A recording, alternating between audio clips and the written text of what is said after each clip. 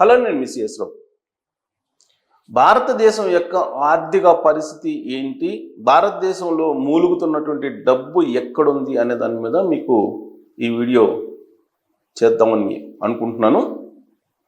America అధ్యక్షుడు Trump చెప్పిన విధంగా భారతదేశానికి డబ్బు కొదవలేదు, చాలా డబ్బు ఉందని చెప్పి ఆయన చెప్తున్నారు. మరి ఆ డబ్బంతా ఎక్కడుంది, ఎలా దాన్ని బయటికి తీయాలి అనేది ఇప్పుడు మోడీ గారు ఆలోచిస్తున్నారు. ప్రధానమంత్రి హోదాలో కొన్ని సంచలనాత్మకమైన నిర్ణయాలు రాబోయేటువంటి రోజుల్లో తీసుకునేటువంటి అవకాశం ఉంది అని చెప్పి కూడా తెలుస్తుంది. దాంట్లో భాగంగా ఇప్పుడు కేంద్ర ప్రభుత్వం లీక్ చేసినటువంటి అంశాల్లో కొన్నిటిని మీ దగ్గరికి తీసుకొచ్చేటువంటి ప్రయత్నం చేస్తాను. మీరు కూడా ఈ లెక్కల్ని గమనించి భారతదేశంలో ఉండేటువంటి పరిస్థితి ఏంటనేది ఒక అభిప్రాయానికి రావచ్చు. వాస్తవంగా గత 67 ఏళ్లుగా దాదాపు 14 మంది ప్రధానమంత్రులు 55 లక్షల కోట్ల రూపాయలు అప్పులు చేశారు, భారత అప్పులు కనుక తీసుకుంటే మనం. కానీ నరేంద్ర మోడీ గారు వచ్చిన తర్వాత కేవలం 2014 నుంచి ఇప్పటి వరకు ఆయన చేసినటువంటి అప్పులు తీసుకుంటే కనుక 100 లక్షల కోట్లు అని చెప్తున్నారు. 67 సంవత్సరాల్లో 14 మంది పిఎంలు చేసినటువంటి అప్పు సుమారుగా 55 లక్షల కోట్లు. అదే ప్రధానమంత్రి 2014 నుంచి ఇప్పటి వరకు చేసినటువంటి అప్పు మోడీది 100 లక్షల కోట్లు. 100 లక్షల కోట్లు. ఇది ఇప్పుడు ప్రతిపక్షాలు చెప్తూ ఉన్నాయి. అయితే ఇప్పుడున్న ప్రభుత్వం ఏం చెప్తుందంటే భారత జీడిపిలో అప్పులు తక్కువగా ఉంది, తక్కువ రేషియో, ద్రవ్యలోటును కూడా తగ్గిస్తున్నాం, కాబట్టి ఆందోళన చెందాల్సిన అవసరం లేదు, మౌలిక వనరులని కల్పిస్తున్నాము, కాబట్టి సంపద పెరుగుతుంది అని చెప్పి చెప్తున్నారు. ప్రపంచవ్యాప్తంగా కూడా భారతదేశం అతిపెద్ద 5వ ఆర్థిక వ్యవస్థ, రాబోయేటువంటి రోజుల్లో అతిపెద్ద 3వ ఆర్థిక వ్యవస్థగా 2047 కల్లా నెంబర్ 1 ఆర్థిక వ్యవస్థగా అవతరిస్తుంది అని చెప్పి భారత్ వికసిత్ అనేటువంటి నినాదంతో వెళ్తూ ఉన్నారు నరేంద్ర మోడీ గారు. అయితే ఇప్పుడు ఆ భారత్ వికసిత్ అనే టార్గెట్ని రీచ్ కావాలంటే కొన్ని ఫైనాన్షియల్కి సంబంధించినటువంటి అంశాలని కేంద్ర ప్రభుత్వం పరిశీలిస్తుంది. దాంట్లో భాగంగా అన్క్లైమ్డ్ బకాయిలు, అలాగే ఇన్యాక్టివ్ మోడ్లో ఉండేటువంటి బ్యాంక్ ఖాతాలు, ఇన్యాక్టివ్ మోడ్లో ఉండేటువంటి బ్యాంక్ ఖాతాల్లో సుమారుగా 4.5 లక్షల కోట్ల రూపాయలు ఉన్నాయని చెప్పి ప్రాథమికంగా అంచనా వేస్తున్నారు. సాధారణంగా సెక్యూరిటీ కోసం చాలామంది ఏం చేస్తూ ఉంటారంటే బ్యాంకులో రికరింగ్ డిపాజిట్లు చేస్తూ ఉంటారు. అలాగే కొంతమంది మ్యూచువల్ ఫండ్స్లో డిపాజిట్ చేస్తూ ఉంటారు, కొంతమంది ఇన్సూరెన్స్లు కడుతూ ఉంటారు, కొంతమంది ఈపీఎఫ్ ఖాతాల్లో దాచిపెడుతూ ఉంటారు, మరి కొంతమంది స్టాక్స్లో పెట్టుబడులు పెడుతూ ఉంటారు. ఇలా రకరకాల రూపాల్లో పెట్టుబడులు పెడుతూ ఉంటారు. మినిమం గ్యారెంటీ అని ప్లస్ సెక్యూరిటీ కింద వాటిని ఫీల్ అవుతుంటారు. అయితే ప్రమాదవశాత్తు వాళ్ళు మరణించిన లేదా ఇతరతర ప్రమాదాలకు గురైనా క్లెయిమ్ చేసుకున్నటువంటి పరిస్థితులకు వెళ్ళిపోతున్నారు. అలా క్లెయిమ్ చేసుకోనటువంటి అమౌంట్ భారతదేశంలో 4.5 లక్షల కోట్ల రూపాయలు ఉందని చెప్పి ఇప్పుడు ఉదం అనేటువంటి ఒక పోర్టల్ని క్రియేట్ చేసి దాంట్లో 29 బ్యాంకులకు సంబంధించిన వివరాలను పెట్టారు. దాంట్లో అన్క్లైమ్డ్ డిపాజిట్స్, అన్క్లైమ్డ్ ఫండ్స్ ఉన్నాయి, అలాగే ఇన్యాక్టివ్ అకౌంట్స్ ఉన్నాయనే వివరాలు కూడా పెట్టారు. ఇంకా పూర్తి స్థాయిలో పెట్టాల్సి ఉంది. దాన్ని ఉదం అనేటువంటి దాన్ని మీరు ఆర్బీఐకి సంబంధించినటువంటి పోర్టల్ అది, దాన్ని ఓపెన్ చేస్తే మీకు కూడా వివరాలు వస్తాయి. అయితే సాధారణంగా మనం బ్యాంకులో డిపాజిట్ చేస్తే కనుక ముందు చేసుకుంటారు, ఆ తర్వాత మనం డిపాజిట్ టైం అయిపోతే కనుక అప్పుడు మెచ్యూరిటీ అయిపోయిన తర్వాత అమౌంట్ ఇస్తారు.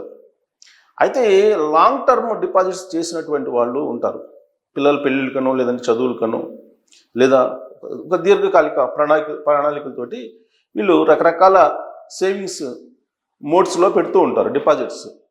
ప్రధానంగా భారతీయులు పొదుపుకి ప్రాధాన్యత ఇస్తూ ఉంటారు మొదటి నుంచి కూడా. అందుకే వీళ్ళు డిపాజిట్లు చేయడమో లేదంటే ఇతరత్ర మ్యూచువల్ ఫండ్స్లో పెట్టడమో లేదంటే స్టాక్స్లో పెట్టడమో లేదంటే ఈపీఎఫ్ ఖాతాలో దాచిపెట్టుకోవడము, ఇన్సూరెన్స్ చేయడమో ఇలాంటివి చేస్తూ ఉంటారు. ఇలా చేసి వీళ్ళు చనిపోయినటువంటి వాళ్ళు, క్లెయిమ్ చేసుకున్నటువంటి వాళ్ళు ఎక్కువైపోయారు. ప్రతి ఏడాది 26% ఈ అన్క్లెయిమ్ సంబంధించినటువంటి అమౌంట్ పెరుగుతుందని చెప్పి తాజాగా నివేదిక వచ్చింది. తర్వాత ఇన్సూరెన్స్లో దాదాపుగా ఇన్సూరెన్స్ ఏజెంట్లు అమ్మినటువంటి పాలసీల్లో 80% అన్క్లెయిమ్డ్ ఉన్నాయంట. అంటే అన్క్లెయిమ్డ్ ఎందుకుంటాయంటే ఇన్సూరెన్స్కి సంబంధించినటువంటి ఏజెంట్ వస్తారు, వచ్చినప్పుడు ఏదో తెలిసిన వాళ్ళు స్నేహితులు ఎవరో ఏజెంట్గా చేరతారు. మనం మొహమాటం కోసం ఫస్ట్ కట్టేస్తాం, ఫస్ట్ ఇది కట్టేస్తాం అమౌంట్, ఫస్ట్ క్లెయిమ్ కట్టేస్తాం, రెండోది కట్టేస్తాం, తర్వాత కట్టం. దాంతో ఆ రెండు సంవత్సరాలు కట్టినటువంటివి ఇవ్వరు, 2 ఇన్స్టాల్మెంట్లు కట్టినటువంటివి ఇవ్వరు. అలా వాళ్ళ పాలసీలు కొన్ని ఉంటాయి. ఆ పాలసీలకి అనుగుణంగా కనుక ఈ డిపాజిట్స్ లేదంటే సేవింగ్స్ లేకపోతే కనుక వాటిని మళ్ళీ మనం తీసుకోలేనటువంటి పరిస్థితి. ఒకవేళ పోయినప్పటికి కూడా వాళ్ళు రకరకాల కండిషన్స్ పెట్టి వెనక్కి పంపిస్తుంటారు. దాంతో 4-5 సార్లు తిరిగేసి వెనక్కి వచ్చేస్తూ ఉంటాం. అలా అన్క్లెయిమ్డ్ అయిపోతాయి కొన్ని. ఇంకా బ్యాంక్ డిపాజిట్స్ చేసి ఉంటారు. బ్యాంక్ డిపాజిట్ చేసిన తర్వాత 10 సంవత్సరాల పాటు కనుక వాళ్ళు లావాదేవీలు జరపకపోతే అది అన్క్లెయిమ్ మోడ్లోకి వెళ్ళిపోతుంది. ఒకవేళ చనిపోతే కనుక దాన్ని బయటికి తీసుకురావాలంటే నానా రకాల సర్టిఫికేట్లు అడుగుతారు. Death certificate, birth certificate, nativity certificate, financial certificate, ఇలా రకరకాల సర్టిఫికేట్లు అడుగుతారు. దాన్ని మళ్ళీ ఫిలప్ చేసి సెంట్రల్కి పంపించాలి, ఆర్బీఐకి పంపించాలి, ఆర్బీఐ నుంచి క్లియరెన్స్ కావాలి. ఇదంతా జరిగేటప్పుడు ప్రాసెస్ దాదాపు 15 to 30 days తీసుకుంటుంది. ఆ ప్రాసెస్ చేయడానికి కనీసం బ్యాంకుల చుట్టూ ఒక వారం పాటు తిరగాలి. ఎందుకంటే నేను కూడా, నాకు అనుభవం ఉంది, తిరిగి నేను ఇబ్బంది పడి కూడా నాకు రాలా. అక్కడ మేనేజర్ తెలుసు కాబట్టి నాకు వచ్చినాయి. మామూలు వాళ్ళు అయితే తీసుకున్నటువంటి పరిస్థితి కూడా ఉండకపోవచ్చు. సో అలాంటి స్థితిలో వదిలిపెట్టేస్తుండే. కారణం ఏదైనప్పటికీ రకరకాలుగా వదిలిపెట్టినటువంటి డబ్బులు అన్క్లెయిమ్ అమౌంట్, ఇన్యాక్టివ్ మూడ్లోకి వెళ్ళిపోయిన అమౌంట్ 4,50,000 కోట్ల రూపాయలు ఉంది. మరి ఈ అమౌంట్ తీసుకోవచ్చు కదా గవర్నమెంట్ అని అంటే రూల్స్ ఒప్పుకోవు. పోనీ ఆర్బీఐ తీసుకోవచ్చు కదా అంటే రూల్స్ ఒప్పుకోవు. కాబట్టి ఈ రూల్స్ను మార్చేసి ఈ 4,50,000 కోట్ల రూపాయలని బయటికి తీసుకొచ్చేదానికి ఇప్పుడు నరేంద్ర మోడీ గారు ప్రయత్నం చేస్తున్నారు. ఫైనాన్షియల్ సోర్సెస్ని బిల్డప్ చేసుకునే దానికి, భారతదేశంలో ఉండేటువంటి అంతర్గతంగా ఉండే బ్లాక్ మనీని తీసుకురావడానికి ఆయన చేస్తున్నటువంటి ప్రయత్నాల్లో ఇదొకటి.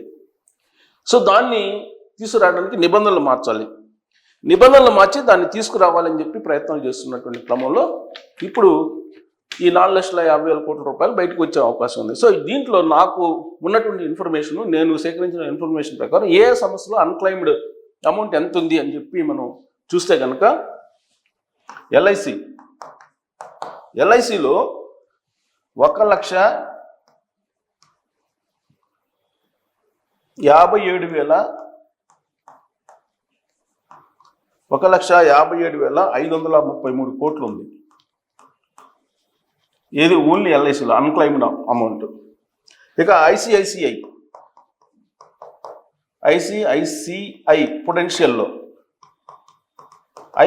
పొటెన్షియల్లో ఎంత ఉంది? 915 కోట్ల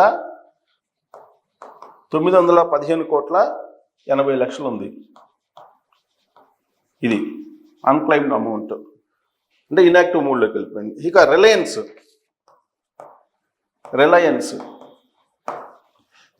చూస్తే కనుక 299 కోట్లు,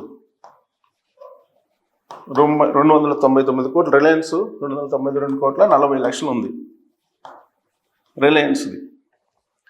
ఇక ఎస్బీఐ వచ్చేసి 235 కోట్ల 73 లక్షలు ఉంది. ఇక general insurance GI general insurance, ఈ జనరల్ ఇన్సూరెన్స్ 3,000 కోట్లు ఉంది. 3,000 కోట్లు అన్క్లైమ్డ్ అమౌంట్, 3,000 కోట్లు. ఇక ఐసిఐసిఐ లాంబార్డ్, రకరకాల స్కీమ్స్ ఉన్నాయి కదా, ఇది ఐసిఐసిఐ లాంబార్డ్లో 506 కోట్ల 84 లక్షలు ఉంది ఇది. ఇక యునైటెడ్ ఇన్సూరెన్స్, యునైటెడ్ ఇన్సూరెన్స్, దీంట్లో 217 కోట్ల 15 లక్షలు ఉంది. ఇక న్యూ ఇండియా ఇన్సూరెన్స్, ఎన్ఐఏ 175 కోట్ల 92 లక్షలు ఉంది. ఇక నేషనల్ ఇండియా ఇన్సూరెన్స్, దీంట్లో 166 కోట్ల 64 లక్షలు ఉంది, 65 ఉంది. ఇక ఇది తీసుకుంటే బ్యాంకుల్లో వివిధ రకాల బ్యాంకులు ఉన్నాయి కదా, వివిధ రకాల బ్యాంకుల్లో ఉంది, అంటే ఇతర బ్యాంకులు ఎస్బీఐ కాకుండా వివిధ రకాల ప్రైవేట్ బ్యాంకుల్లో, దీంట్లో 78,213 కోట్లు ఉంది, 78,213 కోట్లు ఉంది. ఇవి నాకున్నటువంటి ఇన్ఫర్మేషన్. ఇవి కాకుండా మళ్ళా మ్యూచువల్ ఫండ్స్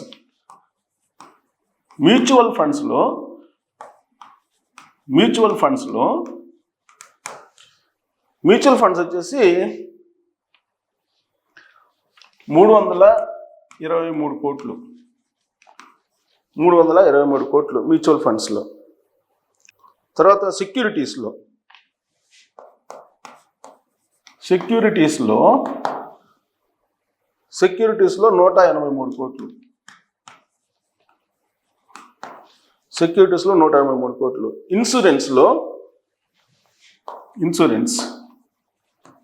ఇన్సూరెన్స్ వచ్చేసి 21,500 కోట్లు. సో ఇది టెంటేటివ్గా నేను సెబీలో అమౌంట్, ఇది సెబీకి సంబంధించి, ఇదేమో మామూలుగా ఇన్సూరెన్స్కి సంబంధించి ఈ సెబీకి సంబంధించినటువంటి అమౌంట్. ఈ మొత్తం కలిపి సుమారుగా 4,50,000 కోట్లు, 50,000 కోట్లు ఉంటుందని అంచనా సుమారుగా ఇది. సో ఈ 4,50,000 కోట్ల రూపాయలు కనుక తీసుకురాగలిగితే చాలా వరకు ఇండియాలో ఉన్నటువంటి అప్పులు కనీసం వడ్డీ కట్టుకునేదానికి అవకాశం ఉంటుంది, తర్వాత అభివృద్ధి చేసుకోవడానికి అవకాశం ఉంటుంది. ఇవన్నీ ఫండ్స్ తీసుకొస్తాం. మరి దీనికి రూల్స్ ఉన్నాయా అంటే రూల్స్ లేవు, రూల్స్ ఫ్రేమ్ చేయాలి. అందుకే కొత్త రూల్స్ని నరేంద్ర మోడీ గారు తీసుకొచ్చి ఈ అమౌంట్ని అన్క్లైమ్డ్, ఇన్యాక్టివ్ మూడ్లో ఉన్నటువంటి దాన్ని మొత్తం తీసుకొచ్చి గవర్నమెంట్కి జమ చేయాలి ఆర్బీఐ ద్వారా అని చెప్పి ప్రయత్నం చేస్తున్నారు. అలాగే రియల్ ఎస్టేట్ పెట్టుబడులు, బ్లాక్ మనీ దాంట్లో ఎక్కువ ఉంది, దాన్ని బయట తీసుకురావాలనుకుంటున్నారు. తర్వాత గోల్డ్ నా చట్టం ప్రకారం 25 తులాల కంటే ఎక్కువ ఉండకూడదు పెళ్ళైనటువంటి వాళ్ళకి. అదే పెళ్లి కానిటువంటి వాళ్ళకైతే 15 తులాల కన్నా ఎక్కువ ఉండకూడదు, పురుషులకైతే 10 తులాల కన్నా ఎక్కువ ఉండకూడదు. సో ఇలా చాలా నామ్స్ ఉన్నాయి. కాబట్టి వీటన్నిటిని ఇంప్లిమెంట్ చేయాలి అనేటువంటి ఆలోచన నరేంద్ర మోడీ గారు చేస్తున్నారు. మరి ఇది కనుక చేస్తే ఇప్పుడు 4,50,000 కోట్ల రూపాయలు బయటకు వచ్చేటువంటి అవకాశం ఇమీడియట్గా. ఇదంతా కూడా అన్క్లైమ్, ఇన్యాక్టివ్ మూడ్లోకి వెళ్ళిపోయింది. అంత భారతీయులు సంబంధించినటువంటి అమౌంట్ ఇది. బట్ అది ఊరికే బ్యాంకుల్లో, లేదంటే మ్యూచువల్ ఫండ్స్లో, లేదా ఇన్సూరెన్స్లోనూ, లేదంటే ఇతరతర సంస్థల్లోనూ వ్యర్థంగా పడి ఉన్నాయి. సో వీటిని బయటికి తీసుకురావాలని చెప్పి ఆర్థికవేత్తలు చూస్తున్నారు. నరేంద్ర మోడీ గారు దాని మీద కసరత్తు చేస్తున్నారు. మరి నరేంద్ర మోడీ గారు చేస్తున్నటువంటి ఈ ప్రయత్నం కోసం అందరూ యాక్టివేట్ అయ్యి ఒక ఉద్యమాలకు తీసుకొస్తే తప్ప ఈ అమౌంట్ రాదు. లేదంటే ఎవరికి వాళ్ళు దాన్ని పట్టించుకున్నటువంటి దాఖలాలు, అందుకే కొన్ని సంవత్సరాలుగా పెరిగిపోయింది అది. సో ఈ అమౌంట్ బయటికి తీయాలా అవసరం లేదా, తీయటానికి ప్రత్యేక చట్టం తీసుకురావాలా నరేంద్ర మోడీ గారు లేదా అనే దాని మీద కామెంట్ రూపంలో మీ అభిప్రాయం తెలియజేయచ్చు.